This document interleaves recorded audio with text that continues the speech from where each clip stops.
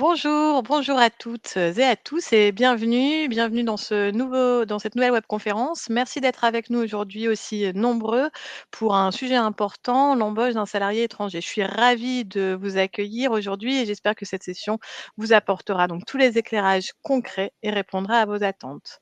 Pour me présenter rapidement, je suis Élodie Deliste. Je change la slide. Je suis directrice marketing chez Jury Travail depuis plus de 8 ans. Et aujourd'hui, j'ai le plaisir d'être accompagnée par Kevin. Bonjour Kevin. Bonjour Elodie, bonjour à tous. Kevin est juriste spécialisé en droit du travail. Il est chez nous depuis plus de 5 ans. Si vous êtes abonné à nos services, d'ailleurs, vous avez déjà eu Kevin au téléphone, à mon avis, pour qu'il puisse répondre à vos questions. Et je suis également accompagnée par Marine. Bonjour Marine, qui est au clavier et elle est en charge de vos questions. D'ailleurs, toutes les questions sont les bienvenues. Notre objectif est assez simple, c'est vous aider à sécuriser l'embauche d'un salarié étranger en maîtrisant toutes les règles et toutes les démarches. Donc n'hésitez pas à poser vos questions. Notez également que si vos questions sont très spécifiques, on ne pourra peut-être pas y répondre en direct. Dans ce cas-là, vous pouvez utiliser le petit bouton «J'ai une question» et dans ce cas-là, Kevin ou un de ses collègues pourra vous rappeler rapidement. Je précise également que nous pouvons vous envoyer ce support et le replay de la webconférence. Pour cela, vous utilisez le deuxième formulaire qui est sur le petit bouton et Marine va vous mettre le lien dans le bouton dans le salon de chat.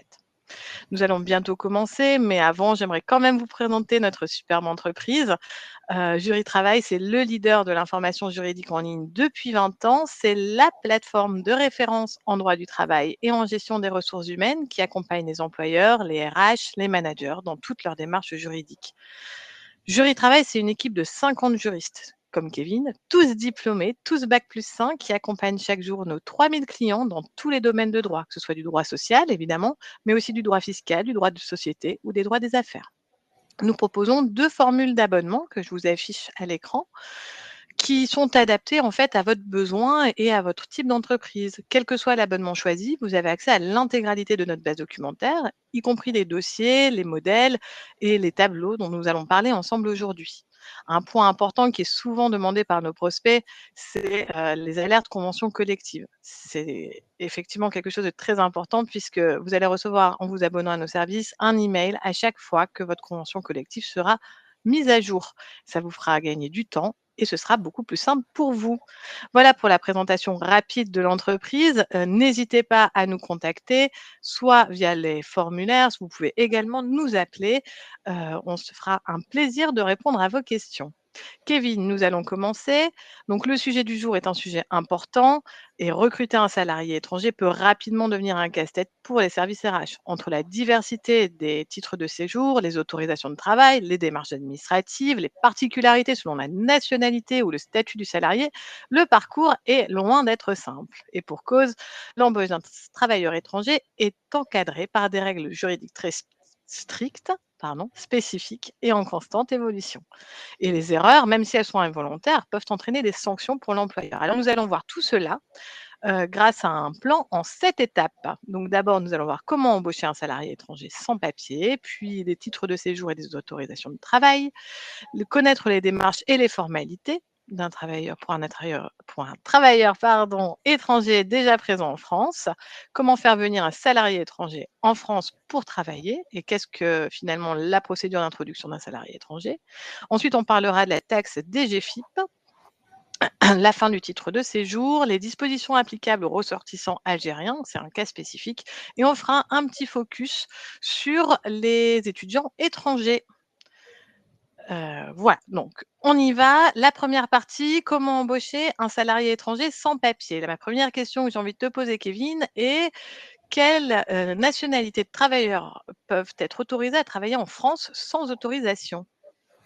Effectivement, ça, c'est la première question à se poser quand on est sur un recrutement d'un salarié étranger, c'est quelle est sa nationalité, parce que ça peut changer énormément de choses.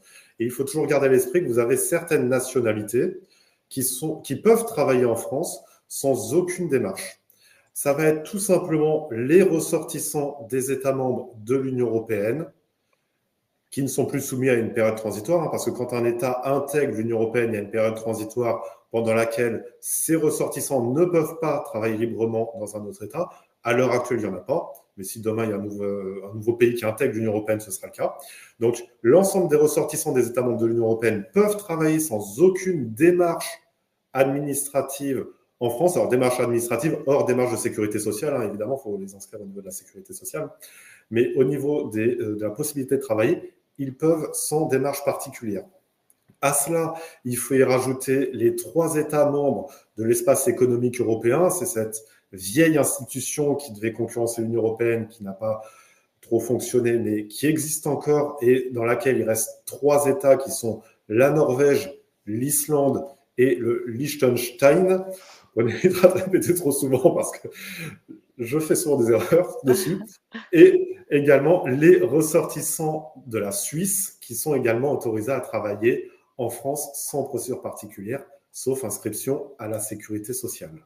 D'accord, c'est très clair. Donc tous les États membres, tous les pays des États membres de l'UE, l'espace économique européen et les Suisses, pour C'est ça. résumer. D'accord, très bien. Et alors, qu'est-ce que l'opposabilité à la situation de l'emploi? Alors ça, c'est une question assez importante parce que l'opposabilité à la situation de l'emploi, c'est quelque chose qu'on va beaucoup évoquer. Grosso modo, cette opposabilité à la situation de l'emploi, c'est quelque chose qui va permettre à l'administration de vérifier si le poste peut être pourvu ou pas par quelqu'un qui est déjà en France et qui peut travailler, que ce soit un Français ou un ressortissant étranger qui a un titre qui le dispense d'autorisation de travail, ce qu'on verra tout à l'heure. À partir du moment où on n'est pas dans ce cas, où on n'a pas trouvé, là, dans ce cas-là, on va vous opposer la situation de l'emploi, c'est-à-dire, est-ce que vous auriez pu faire autrement? Et cette opposabilité de l'emploi à la situation de l'emploi, on en est dispensé dans certains cas. Et le premier de ces cas, c'est les métiers en tension. Les métiers en tension, c'est quelque chose dont on entend énormément parler, Mmh. qui est issu d'un arrêté dernièrement de 2021, qui va vous lister tout un tas de métiers sur lesquels on ne peut pas vous opposer la situation de l'emploi. C'est-à-dire que, ce qu'on verra tout à l'heure, l'employeur peut faire directement sa démarche de demande d'autorisation de travail, sans démarche préalable. Donc, au niveau de cette liste des métiers en tension, quand elle a été mise en place en 2021, il faut garder à l'esprit que l'idée était plus de la communication que de l'efficacité et que cette liste, en fait, a visé des métiers spécifiques qui connaissaient des difficultés de recrutement, mais qui ne représentaient pas beaucoup de candidats possibles en réalité. Donc cette liste a toujours été un peu vue comme quelque chose d'un petit peu hors sol. Elle a été un peu compliquée complétée en 2024 via des métiers agricoles, mais ça va assez peu d'intérêt parce que les métiers agricoles passent plutôt par les titres saisonniers. C'est quelque chose de particulier. Ouais. Et là, à l'heure actuelle, on a une très grosse réforme qui arrive à ce niveau-là, parce que cette liste des métiers en tension est en train actuellement d'être réactualisée et elle va intégrer de très nombreuses professions supplémentaires, ce qui va permettre justement de régler un certain nombre de soucis. On peut penser par exemple au secteur hôtelier de l'hôtellerie-restauration, qui est particulièrement visé par cette réforme, parce que, par exemple, les cuisiniers dans toutes les régions vont être considérés comme métiers en tension, ce qui n'était pas le cas avant. Cette nouvelle liste actuellement est soumise à négociation envers les partenaires sociaux, parce que certaines fédérations patronales, je pense notamment à l'Union des métiers de l'industrie hôtelière, ont un peu tiqué en la voyant, en se rendant compte, par exemple, que les serveurs étaient présents dans cette liste, sauf en Bretagne, en Corse, en Provence-Alpes-Côte d'Azur, ce qui représente, et je crois en Île-de-France également, ce qui représente des zones où la demande était la plus importante. Donc cette liste actuellement est en cours de négociation. Elle finira par sortir dans les semaines à mois à venir. Donc pour ça, n'hésitez pas à nous suivre en vous abonnant à notre newsletter, en nous suivant sur LinkedIn pour pouvoir être informé de cette future mise à jour. Donc, Oui, c'est vrai que ça fait un moment qu'on l'attend et qu'on n'a pas d'infos, quoi. c'est toujours en négociation à l'heure actuelle et ça avance à la vitesse des négociations habituelles. Donc c'est pas tout forcément ce qu'il y a de plus rapide, d'autant plus qu'un certain nombre de fédérations patronales souhaitent vraiment qu'on ouvre au maximum. Donc c'est pour ça que c'est assez complexe. Mais elle va être mise à jour et ça, il y en a grand besoin dans certains secteurs, notamment la branche HCR. Donc ça va être le premier cas où la situation de l'emploi ne sera pas opposable à l'employeur. C'est la liste des métiers en tension. Le deuxième cas, ça va être lorsqu'on est face à un candidat qui est ressortissant d'un État avec lequel la France a conclu une convention bilatérale. Donc dans ce cas-là, il est possible qu'il n'y ait pas de situation de l'emploi qui soit opposable. Par exemple, avec la Tunisie, la France a signé une convention bilatérale sur laquelle vous avez toute une liste de métiers où la situation de l'emploi n'est pas opposable. Par exemple, juriste, je crois que cuisinier aussi, de mémoire, en font partie. Donc, toujours vérifier, après les métiers en tension, s'il n'y a pas une convention bilatérale ou non. Bon, il y a aussi certaines professions qui ne sont pas visées parce que là, on va être sur des cas très particuliers, par exemple les artistes, les mannequins, des médecins, où là, vous allez être sur également où il n'y aura pas ce critère de la situation d'emploi qui sera opposable. Donc, lorsqu'on n'est pas dans ces dispenses, la règle est simple, il faut démontrer qu'on n'a pas trouvé de candidat. Pour cela, il faut publier une annonce sur le site de France Travail pendant une durée de 3 semaines et justifier pourquoi est-ce qu'on n'a pas eu de candidat ou est-ce qu'on n'a pas eu de candidat qui faisait l'affaire. Attention, il y a une réforme récente là-dessus. Il y a des pièces supplémentaires qui sont demandées, donc conservez précieusement une copie de l'annonce qui est déposée et le récépissé de ce dépôt d'annonce qui vous sera demandé ultérieurement. J'insiste sur un point parce que c'est quelque chose qui nous pose beaucoup de problèmes à des clients qu'on peut avoir. Faites très attention à ce que vous voyez sur Internet sur ce sujet. Il y a énormément de réformes de façon régulière sur ce sujet, notamment une très grosse réforme en 2021. Là, vous voyez, je vous parle de choses qui sont aussi très récentes et beaucoup des résultats que vous tomberez sur Google ne sont pas à jour, même sur des sites officiels, ce qui est un peu gênant, honnêtement. Donc, faites très attention à ce que vous voyez. Nous, nos données sont à jour. Je les ai mis à jour même récemment pour m'en assurer. Mais faites très attention à ce que vous trouvez sur Internet sur ce sujet. Et je parle Internet, je parle aussi intelligence artificielle qui nous ressort un peu tout et n'importe quoi sur ce sujet. J'attire vraiment votre attention là-dessus parce qu'on a eu beaucoup de soucis, nos clients ont eu beaucoup de soucis sur ce genre de choses. Tout à fait. D'ailleurs, on va parler du dossier effectivement que tu as mis à jour, il n'y a pas longtemps du tout, il y a quelques jours d'ailleurs, sur l'embauche d'un salarié étranger hors UE. C'est un dossier qui est important parce qu'il aborde donc les thématiques sur évidemment l'autorisation de travail, les dispositions spécifiques en fonction de où vient la personne, les sanctions applicables, dans le cas d'une erreur, mais aussi, tu as créé un tableau récapitulatif avec toutes les situations possibles et c'est vrai que ce tableau, il sauve assez la mise, on va vous le montrer un peu plus tard dans la présentation. C'est vrai que c'est un vrai outil qui fait gagner beaucoup de temps, et qui fait gagner aussi en sérénité, nos clients. Donc merci Kevin de l'avoir fait et de le partager, via ce dossier. Il y avait juste une petite question, sur la publication. Est-ce qu'il faut obligatoirement que ce soit, sur Pôle emploi ou sur l'APEC, ça suffit? France Travail. France Travail, comme ça on a C'est tout. le service public de l'emploi, c'est France Travail. OK, ça marche. La problématique, c'est aussi dans ce secteur, on est quand même sur des textes qui parfois laissent place à l'interprétation. Donc, il faut s'éviter tout problème, tout risque pour éviter d'avoir des refus. Donc, le service public de l'emploi, à l'heure actuelle, c'est France Travail. Ça marche. Merci Kevin. On va passer à la deuxième partie sur, justement comment comprendre les différents types de séjours, titres de séjour et d'autorisation de travail.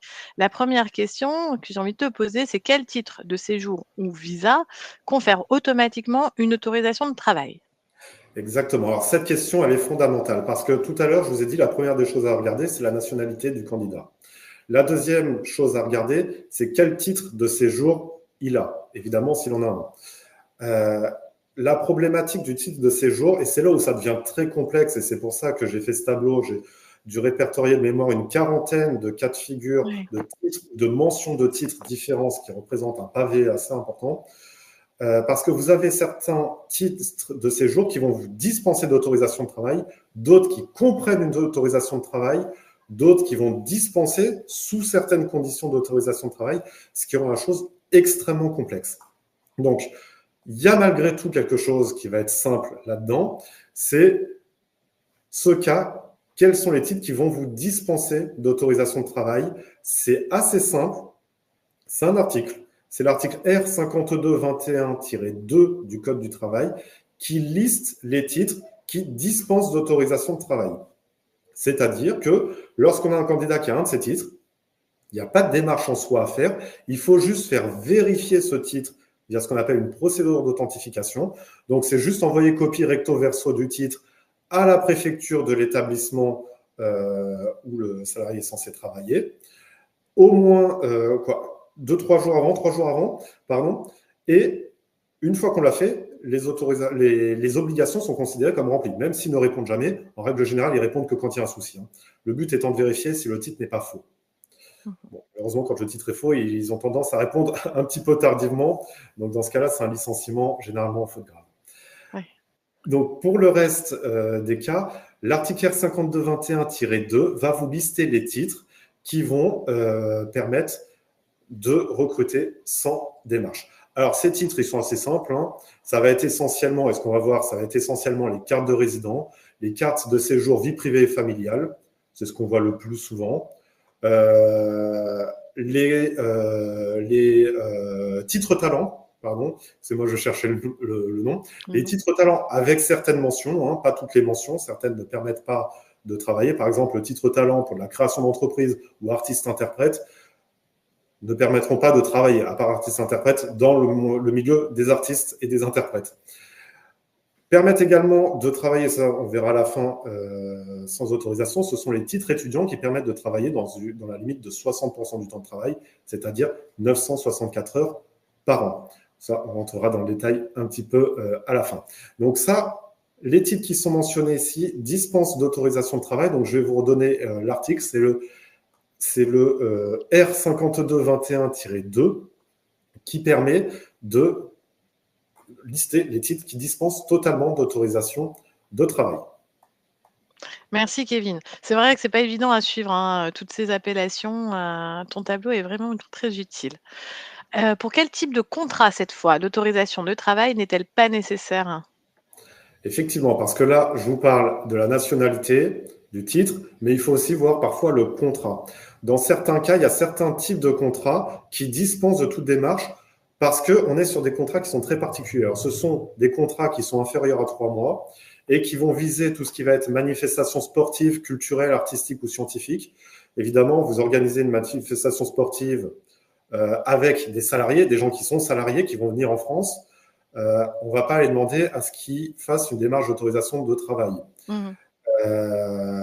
Pareil, si vous avez une manifestation culturelle, j'imagine par exemple le Festival de Cannes, peut-être que certains acteurs, je ne sais pas, peut-être certains acteurs sont payés pour venir, on ne va pas aller faire des démarches d'autorisation de travail pour cela.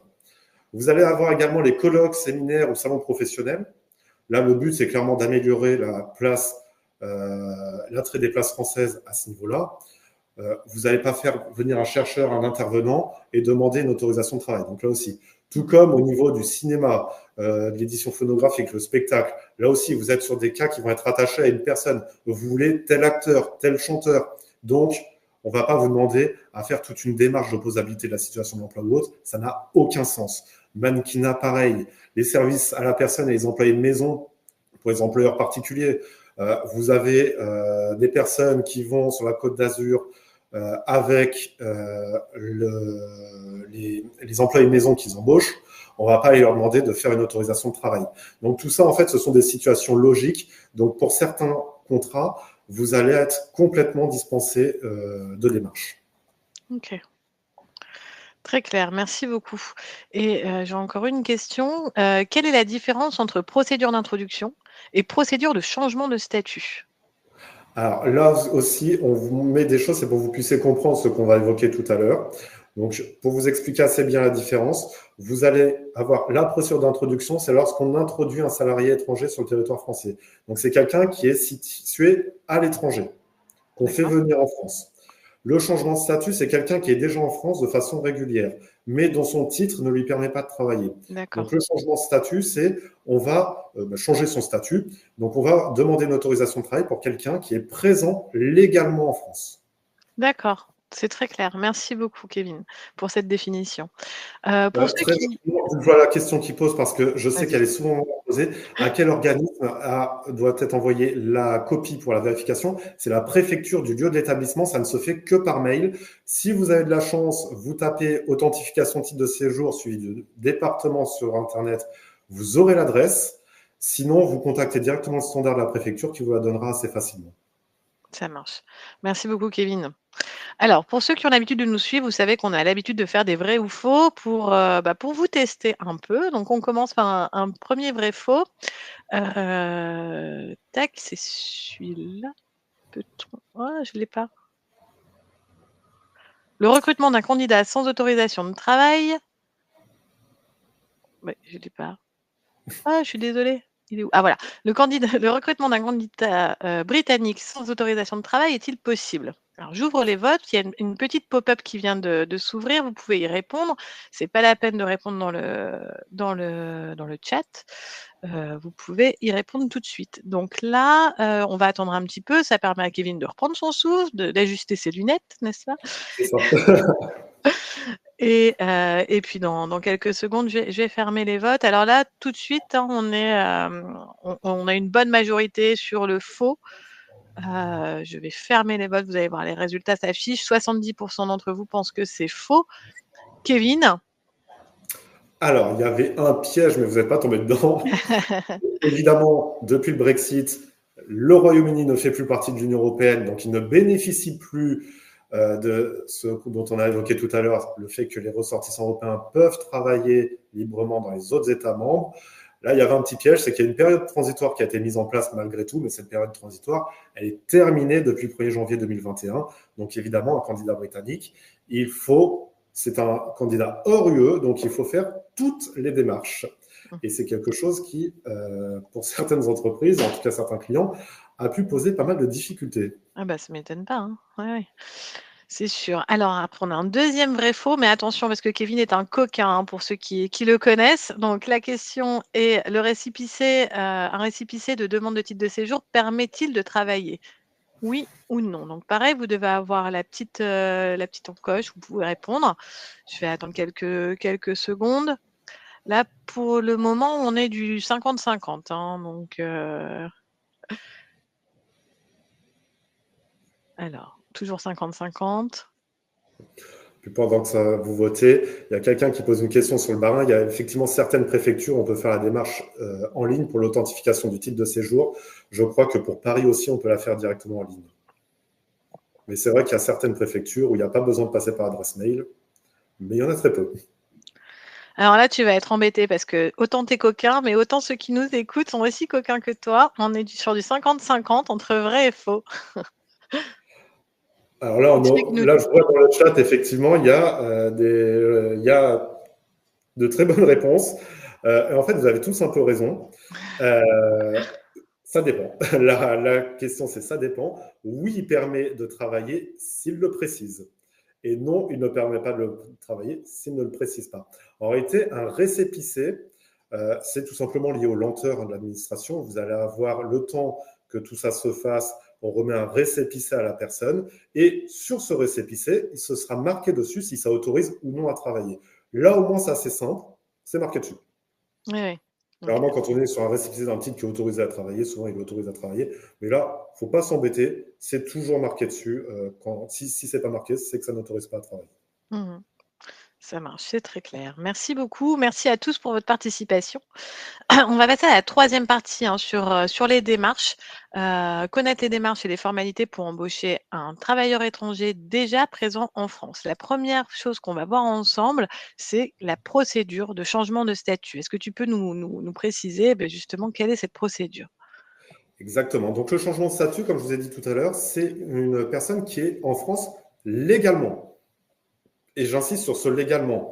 Un Oui. salarié en situation régulière, là, on ne passera pas par la procédure de changement de statut. Donc, la personne est présente en France légalement, mais son titre ne lui permet pas de travailler. Soit parce que vous êtes sur un titre qui ne dispense pas d'autorisation de travail, soit parce que vous êtes sur un titre qui dispense d'autorisation de travail, mais où on n'est pas dans les conditions. Par exemple, un titre talent va dispenser d'autorisation de travail, mais par contre, vous devez être sur certains métiers qui sont quand même avec des rémunérations assez importantes. Je ne sais plus à combien c'est, je crois que c'est à 50 000 ou 60 000 annuels.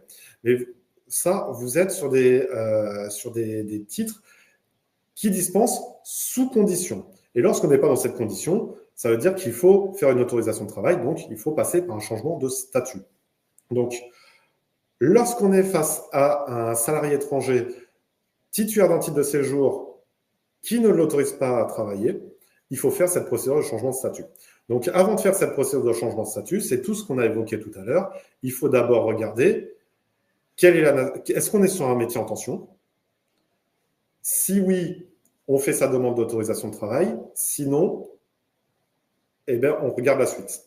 La suite, c'est est-ce qu'il y a une convention bilatérale avec la France? Si oui, ben on regarde les conditions dans lesquelles on peut faire les conditions pour faire une autorisation de travail directement. Ou sinon, ben on fait la suite. Et la suite, c'est le dépôt d'une annonce pendant 3 semaines chez France Travail. Ok.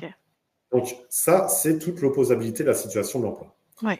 Donc, pour ça, il faut toujours regarder le titre, est-ce qu'il dispense ou pas d'autorisation de travail pour faire ce changement de statut. Donc, c'est pour ça qu'on avait parlé de ce tableau tout à l'heure, qui est compris dans le dossier, qui permet justement de le vérifier. Donc, on fait sa demande d'autorisation de travail une fois qu'on a fait toutes nos démarches, donc la publication sur France Travail, et on l'a fait en ligne, cette autorisation de travail. On ne la fait plus par papier, tout se fait directement en ligne, ce qui est beaucoup plus simple. Et donc, ça, vous tapez directement sur Internet, téléplateforme autorisation de travail, et vous tomberez directement dessus. Vous remplissez toutes les cases, et ensuite, vous envoyez.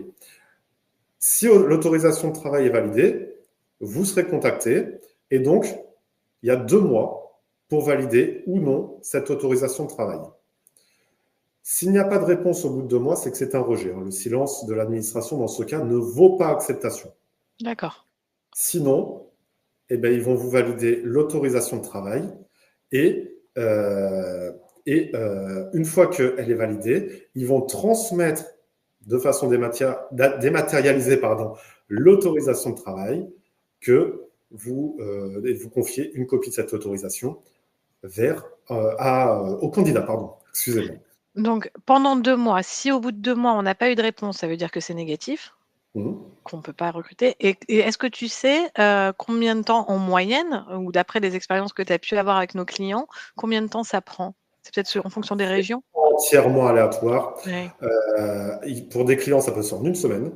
D'accord. Pour d'autres, ça peut être beaucoup plus long. Après, ce qu'il faut savoir aussi, c'est que parfois, il y a des recherches qui sont faites sur la personne. Quand vous êtes quelqu'un qui est présent en France depuis un certain temps, ou pour un étudiant, ça peut être relativement rapide. Si vous allez, je vous dis n'importe quoi, vous êtes sur un métier en tension avec un très haut salaire, parfois, on voit que ça va un peu plus vite. C'est très compliqué de savoir, en fait, parfois, ce qui peut bloquer ou non. Parfois, il y a des refus pour tout un tas de raisons. Oui. Souvent, c'est pour des raisons liées à des troubles à l'ordre public. Alors, troubles à l'ordre public, ça veut tout et rien dire. L'administration, parfois, a une conception très extensive de ces troubles. Mais voilà. Moi, j'ai des clients, parfois, ça prend 1 à 2 semaines. Parfois, c'est plus long. C'est totalement aléatoire. Alors, par contre, on me parle de 3 mois en région parisienne. C'est pas forcément pour autorisation de travail. C'est souvent pour les démarches faites par le salarié directement derrière.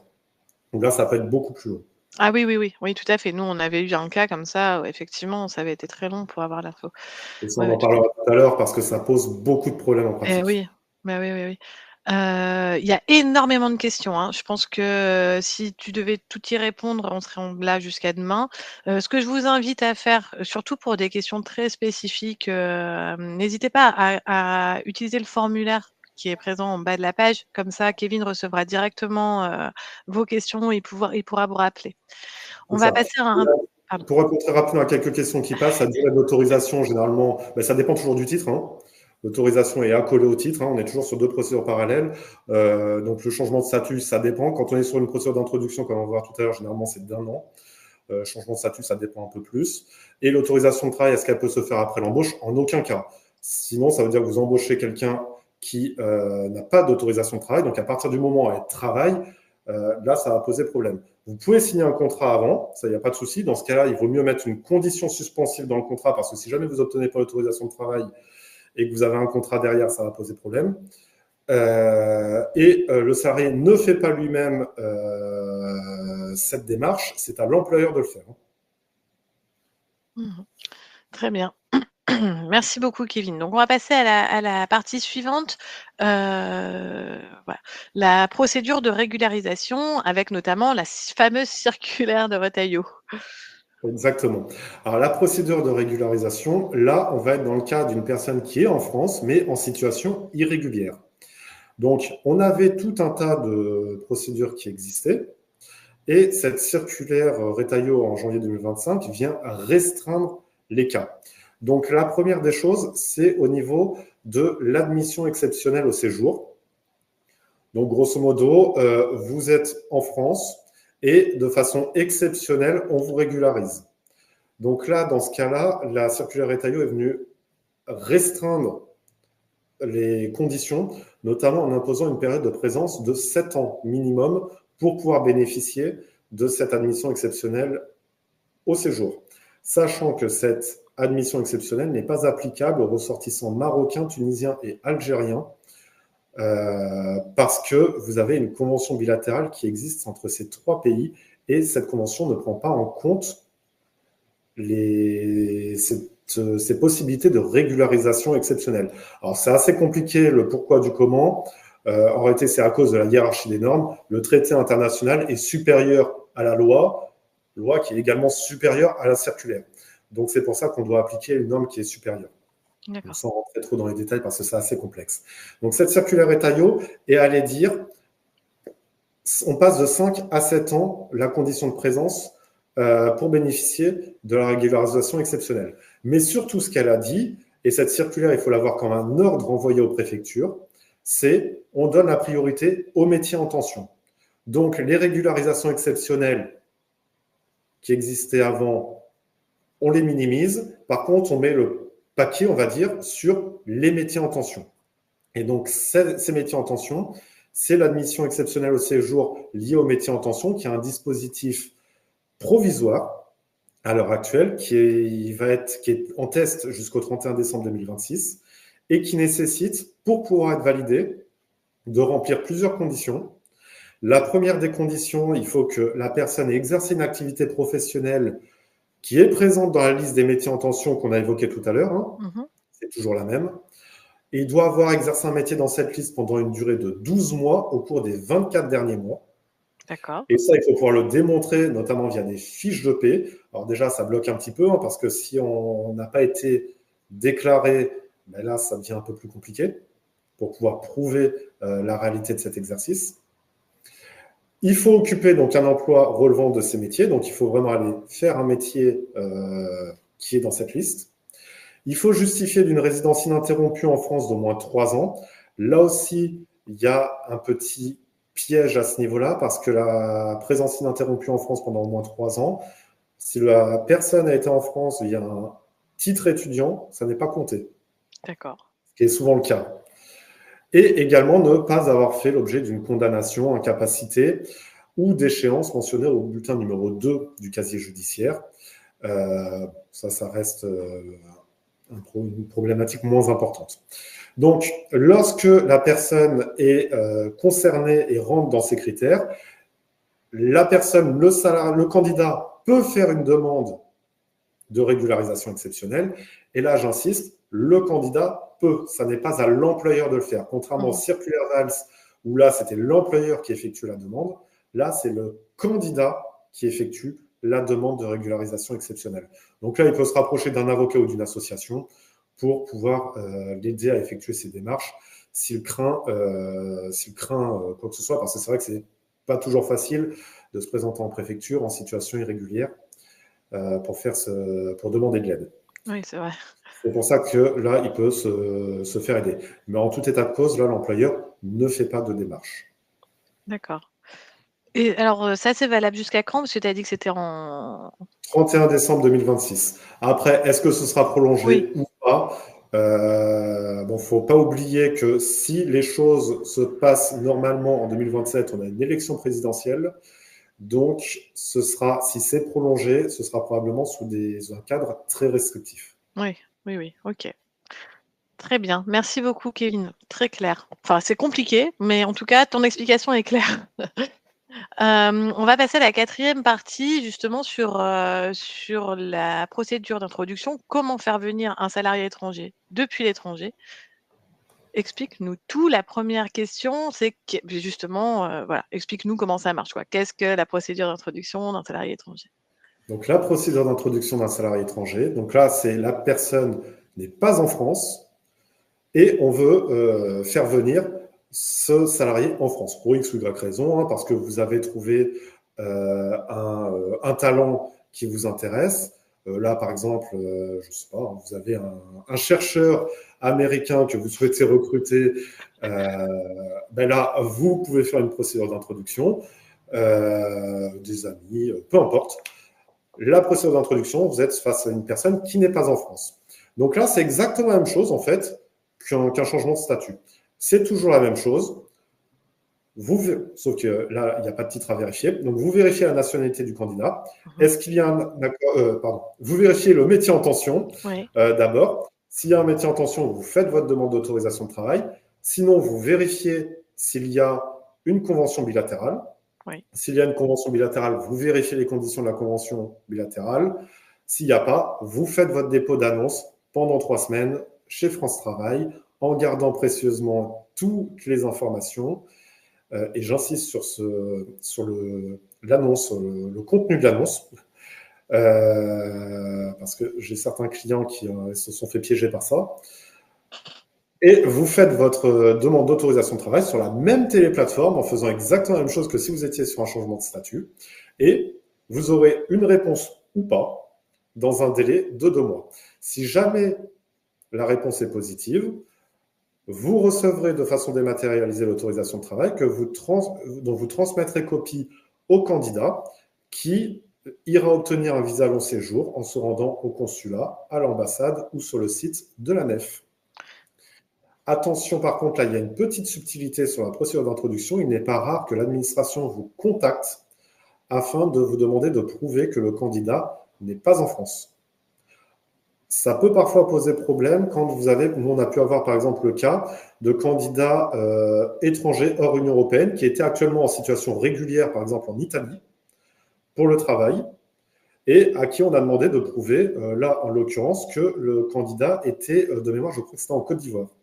Ce qui forcément était impossible. Bon, après, il suffit d'expliquer et les choses se passent en règle générale plutôt bien et ça ne pose pas trop de problèmes. Donc ça, c'est la petite spécificité de la procédure d'introduction. Parfois, l'administration vous recontacte pour pouvoir démontrer par la suite, où est la personne. Ouais. Alors, j'ai 2 petites questions par rapport à tout ce que tu viens de dire. La première, c'est que donc ça dure pendant 2 mois. Qu'est-ce qui se passe au bout de 2 mois? Si l'administration n'a pas donné de réponse, cette fois, qu'est-ce qui se passe? C'est un rejet toujours. C'est un rejet toujours.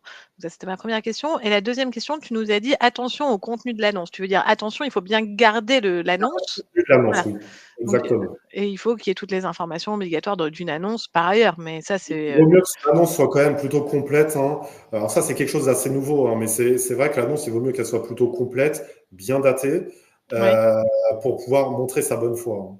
Oui, d'accord. Oui, c'est vraiment une preuve, quoi. J'ai vraiment fait toutes les démarches nécessaires pour prouver que OK, très C'est ça. clair. Et pour répondre à la question en même Ouais, temps c'est de ça, j'allais la la carte poser. nationale, vous ne la vérifiez pas, hein. Ouais. Vous n'êtes pas expert en titres, notamment européens. Vous, on vous présente une carte d'identité, un passeport belge ou italien, c'est bon. Vous n'avez pas forcément, vous ne pouvez pas vraiment faire vérifier ce genre de choses. Et on parle bien de carte d'identité, de passeport, hein, pas de titre de séjour. Oui. Donc là, je reprends, c'est parce qu'on a une question justement sur les cartes nationales d'identité au titre européen, sur les passeports, sur les cartes de sécurité sociale. Donc, par principe, si on reçoit en tant qu'employeur une copie d'une carte, on se dit qu'elle est vraie, sauf si, voilà. Voilà, on ne peut pas vous reprocher de ne pas être un expert en titre Bah oui. d'identité, surtout que on sait par expérience que ils peuvent être très bien faits si ce sont des faux. Bah oui. Oui, tout C'est à pas fait. fait à obtenir, hein, c'est vrai, ça je suis totalement d'accord. Mais voilà, après on pourra pas vous reprocher de ne pas être un expert en cela.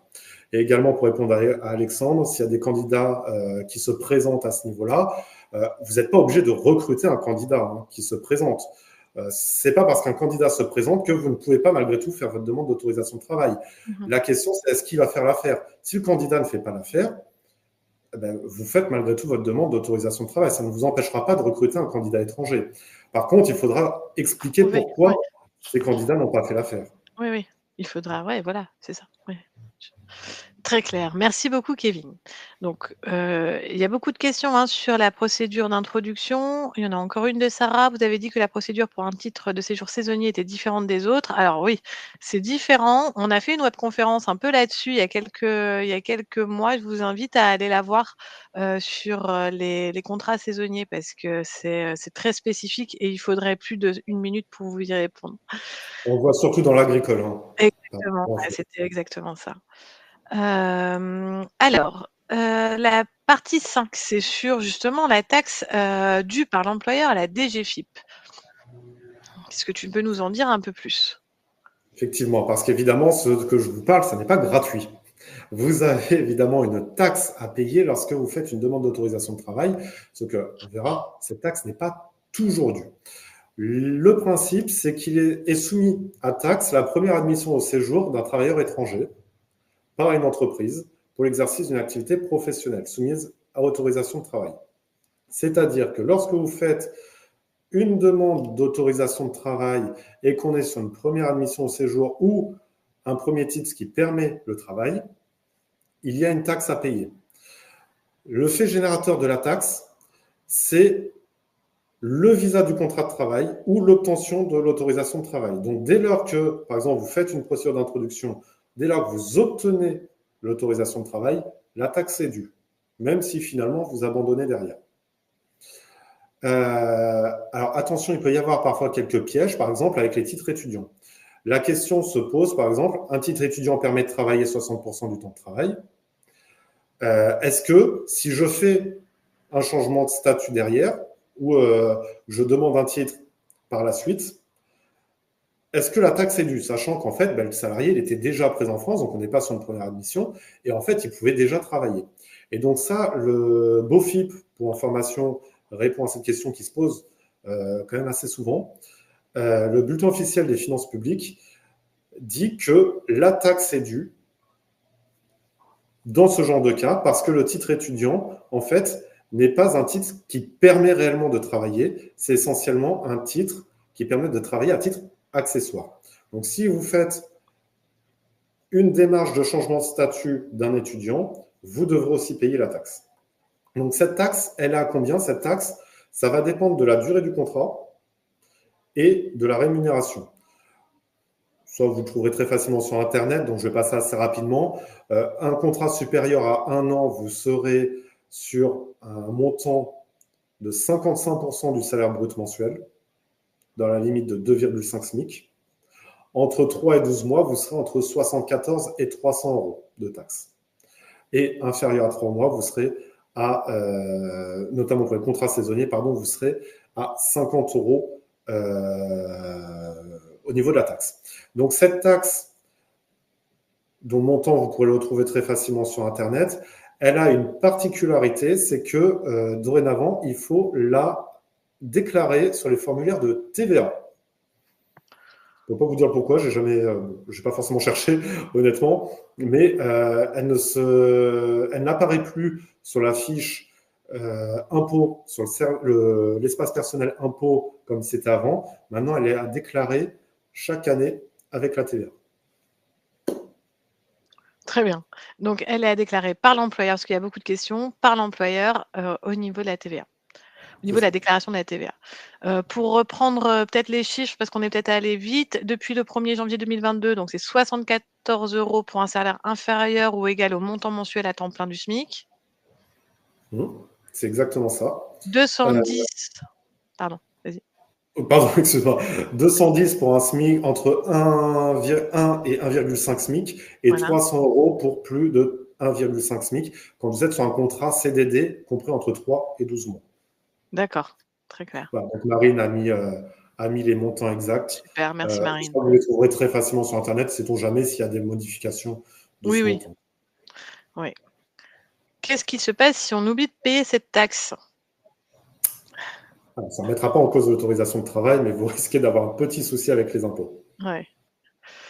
Alors, on va continuer avec un petit vrai-faux. Donc je ressors mes sondages. Une fois l'autorisation acquise, l'employeur n'a plus de démarche à faire. Donc pareil que tout à l'heure, vous avez une petite popine qui s'est ouverte. Vous répondez par vrai ou par faux. Ce n'est pas la peine d'utiliser le chat puisque les réponses sur le chat ne sont pas comptabilisées. Elles sont vraiment Voilà, comptabilisées. attends, je vais répondre en même temps à 2-3 petites questions qui sont Allez, passées. vas-y. Au niveau de la taxe DGFiP concerne uniquement les contrats avec changement de statut ou les contrats avec titre de séjour. C'est uniquement en cas de première admission ou de premier titre permettant à travailler. Et si jamais votre demande d'autorisation de travail est refusée, cette taxe n'est pas due. Le fait générateur, c'est l'obtention de l'autorisation de travail. Est-ce que le fait de se marier avec une personne étrangère facilite l'obtention des documents administratifs? Non. D'accord. Donc, après, on va être sur totalement un autre sujet, mais là, au niveau des autorisations de travail ou autres, absolument pas. Est-ce que la Alors, taxe à payer pour un salarié de l'UE? Non, parce qu'il n'y a pas d'autorisation de travail à faire. Kevin, on ne t'arrête plus. Je suis sûre que tout le monde a très hâte de savoir quelle est la réponse à cette question. Je ferme le vote. Il y a une grosse majorité pour le faux et je pense que vous avez raison. Exactement. Et ça, c'est un énorme piège. L'employeur a des démarches à faire parce que votre autorisation de travail est limitée dans le temps et sa limite va dépendre du titre auquel elle est rattachée.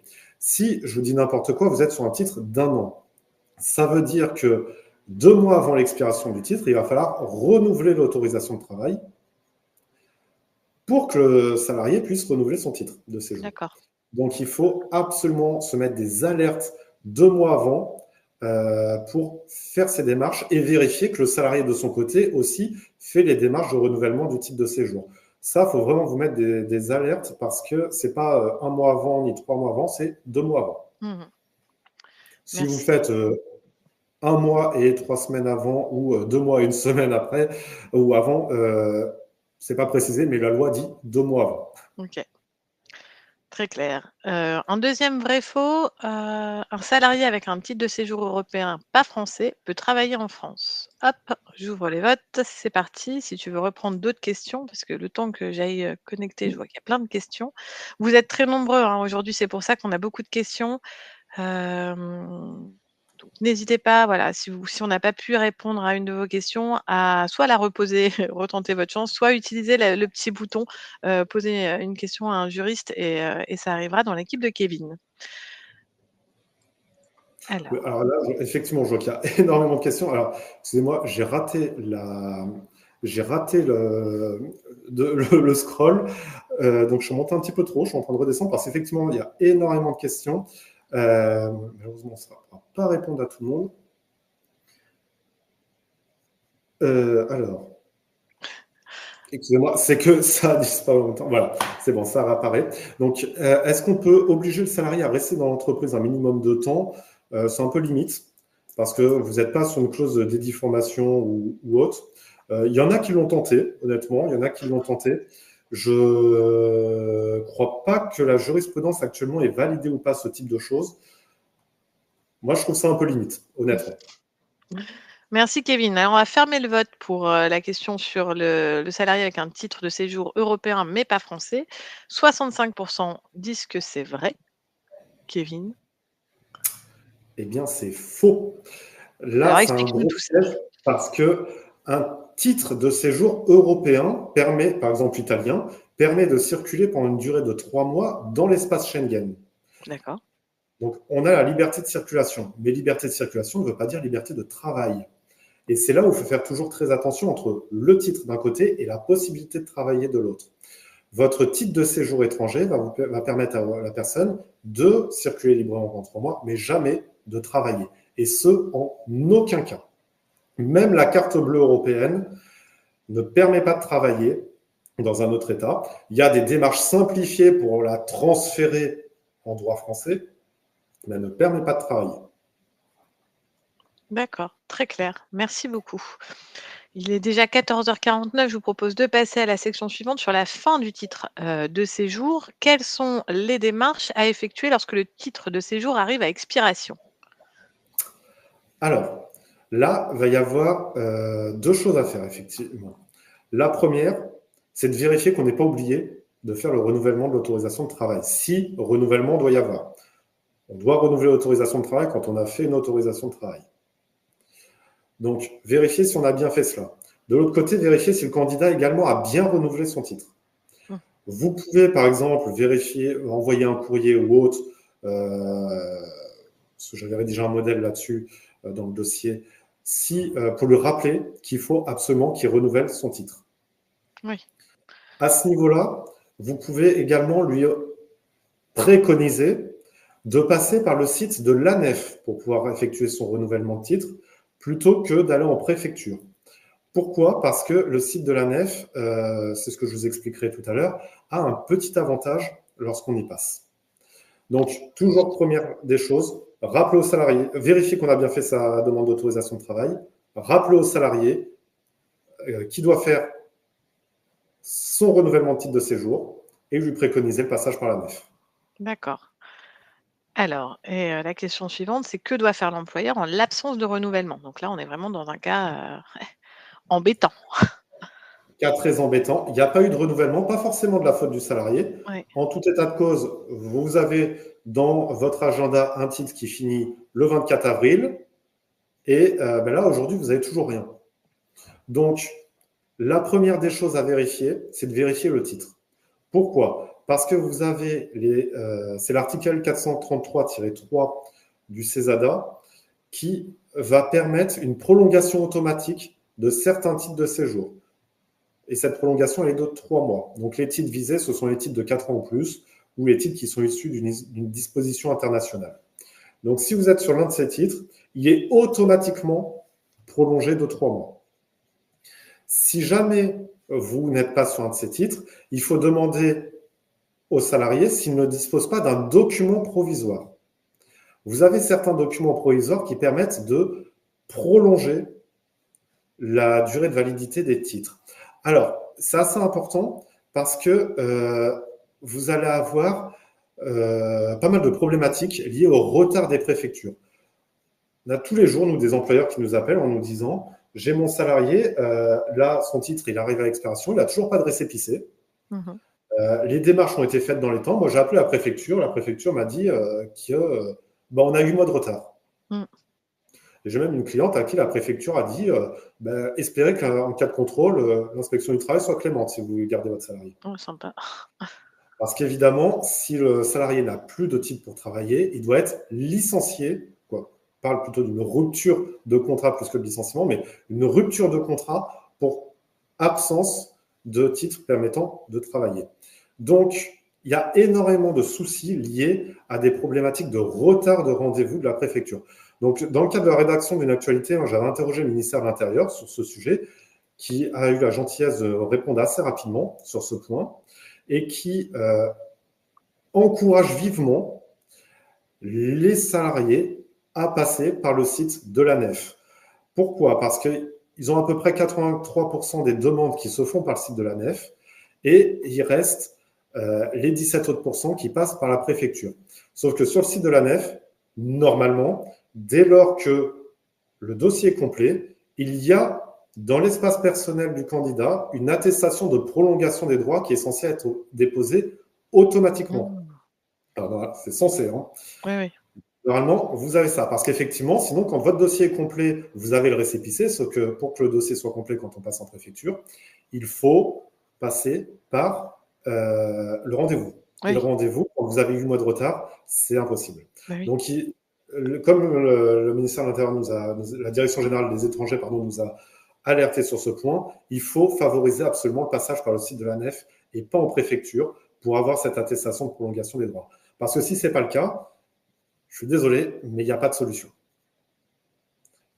C'est exactement ce qu'avait dit la préfecture à ce niveau-là, c'est prier pour, soit vous gardez le salarié et vous priez pour ne pas avoir de contrôle, soit vous procédez à une rupture du contrat avec effet immédiat. Et ça, par exemple, dans le cas d'un CDD, parce qu'on sait que la rupture du contrat d'un CDD, c'est très compliqué, comment ça se passe? Eh bien, ça, c'est une bonne question parce que la jurisprudence n'y a jamais répondu. Ah, bah voilà. Lorsque le CDD, vous êtes dans le cadre d'un CDD, vous devez mettre fin au CDD, vous n'avez pas le choix. La doctrine va plutôt préconiser, dans ce cas-là, de rompre, faire une rupture anticipée du CDD, tout en versant la totalité des salaires que le salarié aurait dû toucher si on est allé jusqu'au bout du D'accord. contrat. Ça, c'est une préconisation de la doctrine qui n'est pas confirmée par la jurisprudence à l'heure actuelle, mais qui va être fortement recommandée.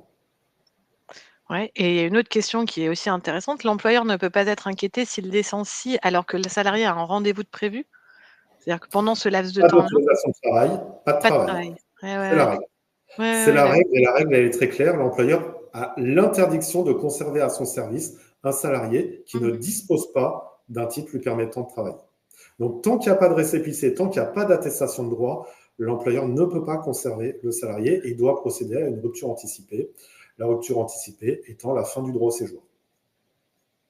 Ouais, OK. Alors, on parle beaucoup de suspension. Alors, je suis très gêné avec ce genre de choses parce que ça se fait régulièrement. Euh, la jurisprudence n'a jamais validé ça. Aucun texte ne permet cela. Donc, moi, la suspension, beaucoup le font. Mais en tout état de cause, La c'est pas suspension, quelque ça chose veut qui est. dire qu'on arrête finalement, le salarié ne vient plus, on arrête de le payer, puis on revient comme si tout était normal une fois qu'il a le papier, quoi? C'est ça. Sauf Ouais. que quand on suspend le contrat, le salarié est toujours dans les effectifs de l'entreprise. Donc, en cas de contrôle de l'inspection du Ah travail, oui, oui. ils vont se baser sur le registre du personnel. Ouais. Après, D'accord. il y a des agents qui peuvent le comprendre, hein, mais c'est un risque. Donc, Oui, c'est pour oui. ça que je ne vais pas trop rentrer dans le détail. Il y a toujours un risque. On a pu voir certains cas, effectivement, d'employeurs qui ont été condamnés sur cela. Donc, c'est pour ça, c'est toujours un petit peu risqué. Oui, Et oui. pour répondre, parce que je crois pas qu'on en parle, non. Quelle est la procédure de licenciement? On parle de rupture anticipée plus que de licenciement. Il y a pas de procédure. C'est directement notification de la rupture du jour au lendemain sans entretien préalable. Ah ouais.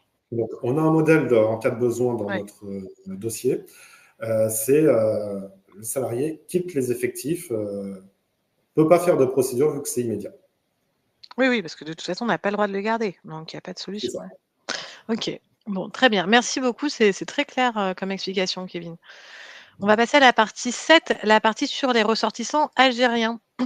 Donc quelles sont les règles spécifiques pour embaucher un ressortissant algérien? Exactement, parce que là, on se dit toujours, ben, les Algériens, on est sur un cas toujours particulier.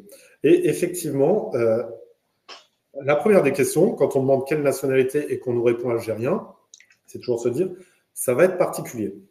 Pourquoi c'est particulier au niveau des Algériens? Parce qu'il y a l'accord bilatéral, l'accord franco-algérien sur les flux migratoires, qui a fait suite à la guerre d'Algérie. Donc l'idée à l'époque était de permettre, en théorie, une libre circulation entre les deux pays, ce qui ne sera pas appliqué au final, ce qui va faire des avenants de révision derrière. Et le dernier avenant est de 2001 sur ce point. Et la problématique, c'est que depuis 2001, il y a eu énormément de modifications. Ça veut dire que, ce que je vous ai expliqué tout à l'heure, le traité international est au-dessus de la loi, Mmh. donc on applique le traité international. C'est pour ça que toutes les règles qu'on évoque sont quasiment jamais applicables aux Algériens. Donc les Algériens, eux, alors je ne vais pas rentrer dans le débat si c'est plus favorable ou moins favorable, parce que ça a été quelque chose dont on entend beaucoup parler sur la possibilité de mettre fin à ces accords. Ce qu'il faut savoir, c'est que au niveau du travail et la possibilité de travailler, on est plutôt sur quelque chose de moins favorable lorsqu'on est algérien. Les Algériens ne bénéficient pas des métiers en tension, ils ne bénéficient pas des titres talents, ils ne bénéficient en fait que de ce qui était prévu à la base, c'est-à-dire leur certificat de résident, qui est valable soit 1 an, soit 10 ans. D'accord. Donc, l'Algérien va avoir ce certificat de résident qui peut ou non autoriser le travail. Lorsque vous allez être sur, par exemple, un certificat de résident pour la création d'entreprise, c'est ce qui se fait énormément au niveau des Algériens parce que ça s'obtient plutôt facilement. Vous ne pourrez pas travailler. Donc, il faut vraiment, en fait, un certificat de résident qui permette l'exercice du travail en France. Attention, le changement de statut est quasiment impossible avec les Algériens. Donc, c'est un cas très particulier. ou dès lors que vous n'avez pas un certificat de résident qui dispense, qui comprend une autorisation de travail, il n'y aura pas beaucoup de possibilités. L'autre cas, au niveau des Algériens, est l'étudiant. L'étudiant ne peut pas travailler comme un étudiant classique. Un étudiant classique va pouvoir travailler 60% de son temps de travail. Mhm. Ça, c'est ce qu'on verra tout à l'heure. Un Algérien, c'est limité à 50%. Et même dans ces 50%, il sera toujours recommandé de faire une demande d'autorisation de travail. Donc, c'est un cas totalement à part, les Algériens, qui est très particulier, mais qui, pour le travail, n'est jamais des plus favorables. D'accord. Très bien. Alors, il y a encore des questions sur la partie précédente, hein, sur la fin du titre de travail, notamment sur les indemnités. Donc, on a mis fin au contrat du jour au lendemain. Qu'en est-il des indemnités à verser ou non aux salariés? Alors, la question est intéressante parce que normalement, lorsque vous procédez à une rupture anticipée parce que le salarié n'a plus de titre de séjour, l'employeur doit verser une indemnité correspondant à 3 mois de salaire. Mhm. Ou les indemnités de licenciement si elles sont plus favorables. Cette indemnité est quand même assez conséquente. Il y a un débat à savoir est-ce qu'on l'applique dans ces cas-là. D'accord. La sécurité veut qu'on l'applique. Après, il y en a qui ne le feront pas, qui prendront le risque de voir ce que précisera la jurisprudence. Parce qu'effectivement, il y a un débat à savoir si, lorsque l'on est dans le cadre d'une fin de droit au séjour, est-ce que ces 3 mois sont dus? Mhm. Les textes, dans ces cas-là, ne sont pas d'une clarté énorme et la jurisprudence, malheureusement, ne s'est pas vraiment beaucoup prononcée sur tout cela. D'accord. Et bien comme ça, tu as répondu à beaucoup de questions. Merci beaucoup, Kevin. Est-ce que sur la partie des ressortissants algériens, on a fini? Je pense qu'on veut passer à la dernière partie sur l'embauche d'un étudiant étranger. C'est un petit focus qu'on voulait faire. Du coup, un étudiant étranger peut-il travailler pendant ses études? Et j'ai juste une toute petite parenthèse parce que j'ai vu que la question revient plusieurs fois. Est-ce que l'autorisation de travail est valable pour une autre entreprise? Ça dépend du titre. Donc ça, c'est tout l'intérêt du tableau que j'avais fait. Oui, oui. En règle générale, elle n'est pas valable pour une autre entreprise, donc il faut la refaire. D'accord. Règle générale. Donc, au niveau des étudiants, excusez-moi pour la parenthèse, c'est que là, c'est pour ça que j'avais fait ce fameux tableau, c'est que c'est extrêmement complexe en réalité en fonction des titres. Le cas des étudiants étrangers, donc il y a un cas un petit peu particulier. Un étudiant peut-il travailler pendant ses études? La réponse est oui, mais uniquement à titre accessoire. Le titre étudiant, c'est pour faire des études et non pour travailler. Mhm. Donc, il est possible de mettre en place de travailler, mais dans la limite de 60% de la durée annuelle de travail, c'est-à-dire 964 heures. La question qui revient régulièrement, c'est est-ce que il peut travailler 35 heures? Oui, parce qu'en réalité, on regarde ça sur la durée annuelle et pas hebdomadaire. Donc l'étudiant étranger, il peut travailler 964 heures par an. Peu importe qu'il ait fait des contrats de 20 heures ou quelques contrats de 35 heures, tant qu'il ne dépasse pas les 964 heures par an. C'est la limite. Pour information, le compteur se remet à zéro la date anniversaire du titre. D'accord. Donc, si on veut dépasser ces 60%, il faut procéder à une demande d'autorisation de travail sur le fameux site, toujours le même, pour l'autorisation de travail. Et en règle générale, c'est plutôt facile à obtenir, hein, ça s'obtient plutôt facilement. Il n'y a pas forcément d'opposabilité de la situation de l'emploi qui est à faire. Donc, on fait la demande. Il n'y a pas de taxe parce qu'on n'est pas sur un nouveau titre qui est autorisé à travailler. On est sur une autorisation de travail d'un titre étudiant. On est à titre accessoire. Donc, pas de nouvelle taxe à faire. En règle générale, c'est plutôt rapide. Et j'insiste, c'est pas 50%, c'est 60%. 50%, c'est uniquement pour les Algériens. Oui. 60%, c'est pour tous les autres. Mm. Marie-Laure a une question très importante, c'est le cas d'une alternance. Ce qu'il faut savoir, c'est que lorsque vous allez être sur un apprentissage, la simple validation par l'OPCO du contrat d'apprentissage vaut autorisation de travail pour toute la durée du contrat d'apprentissage. Oui. Donc, votre apprenti, vous embêtez pas à faire des démarches. Il a son titre étudiant, il travaille normalement. D'accord. Les stagiaires, c'est pareil. Hein. Le stage, c'est pas du travail. C'est pas considéré comme du travail, donc ça compte pas non plus. Très bien. Merci Et si beaucoup, le Kevin. client change de patron, comment on fait? On sait, eh ben, on sait pas. Ça se fait sur la bonne foi. Après, le risque, il repose sur l'étudiant. Si jamais il dépasse les 60%, il risque d'avoir un refus de renouvellement de titre, ce qui va lui poser problème. D'accord. Très bien. Merci beaucoup, Kevin. Merci à tous d'avoir participé. Il est déjà 15h05. Je ne sais pas si Kevin, tu as encore assez d'énergie pour prendre une dernière question, par exemple. Bien sûr, Il y en bien a, il y en sûr. a vraiment beaucoup, j'arrive même pas à... Vous êtes voilà, très nombreux, il y a beaucoup de questions. Alors, bonjour, j'ai un apprenti sans papier qui a une entreprise avec un salaire depuis septembre. Il est algérien en France depuis 5 ans.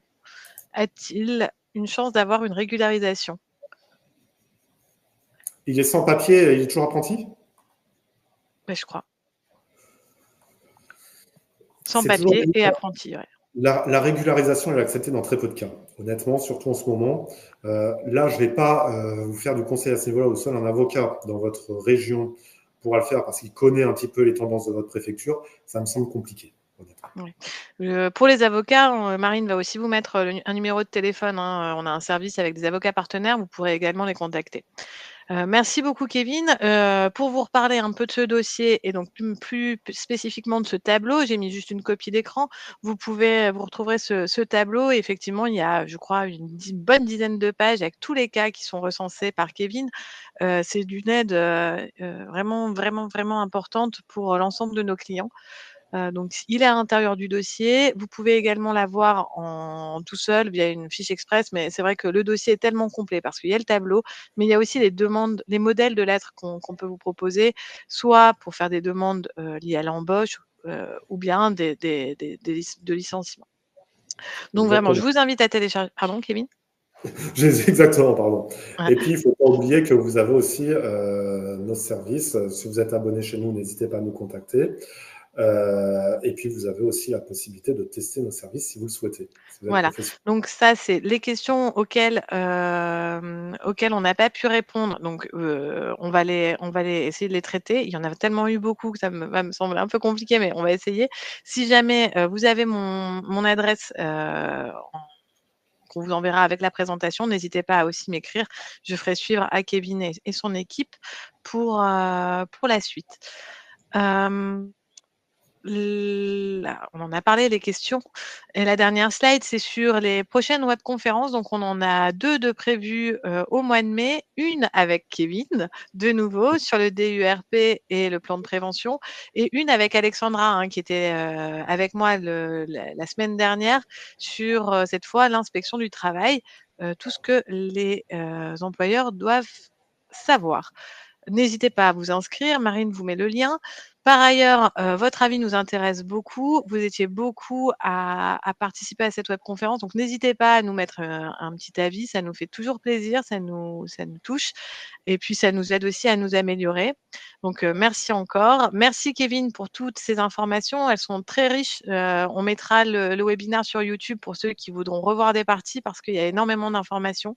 Et puis, encore une fois, l'ensemble de ces informations sont dans notre dossier. À Merci à bientôt. vous aussi. Ouais, je Et t'en puis, prie, avec merci à vous d'être présent. Je suis désolé de ne pas avoir pu répondre à toutes vos questions parce qu'il y en a énormément. Parce que là, je vois sur le chat, ça a défilé énormément. ouais. Parce que vous étiez très nombreux aujourd'hui. Je vous remercie à tous hein, d'être venus. Ouais, c'est vraiment ça nous touche vraiment parce qu'on passe du temps avec Kevin à préparer ces événements et c'est vrai que, bah, voilà, ça nous fait plaisir de vous voir aussi nombreux. Alors à bientôt et puis, bah, à très vite sur jurytravail.com. Bonne journée à tous. Au revoir.